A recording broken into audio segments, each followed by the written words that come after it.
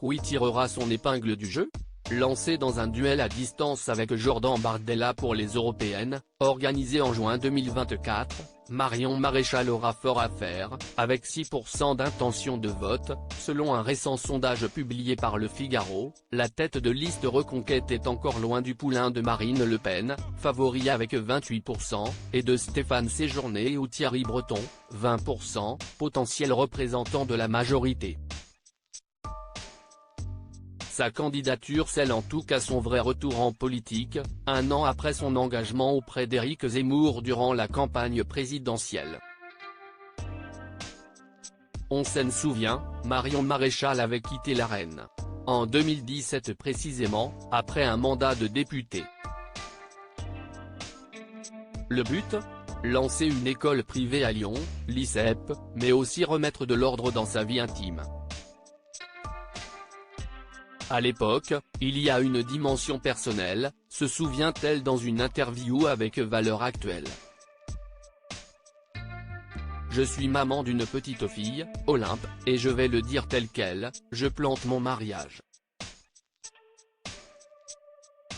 Parce que je ne suis pas assez là, je ne suis pas assez présente dans mon couple, dans ma famille, reconnaît celle qui a également donné naissance à Clotilde, en juin 2022, fruit de son union avec Vincenzo Soffo. Jeune et absorbée par la politique, la petite fille de Jean-Marie Le Pen vivra très durement la séparation avec le père de sa fille en 2016. Elle était toute petite et je ne lui ai pas consacré assez de temps, ajoute-t-elle.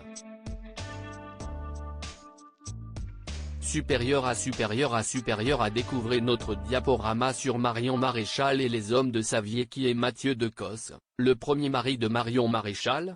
Contrairement à Vincenzo Soffo, Mathieu Decosses n'est pas un professionnel de la politique lorsqu'il épouse Marion Maréchal en 2014.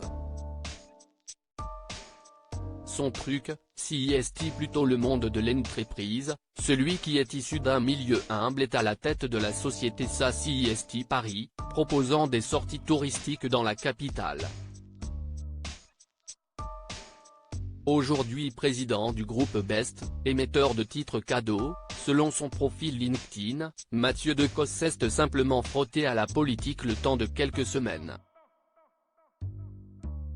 Comme sa compagne, candidate dans le Vaucluse, il s'était présenté, sans étiquette, aux législatives 2012 à Paris, pour savoir ce que sa chérie vivait selon Le Point.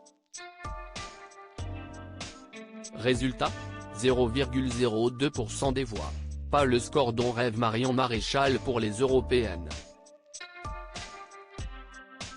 Crédit photo, capture va.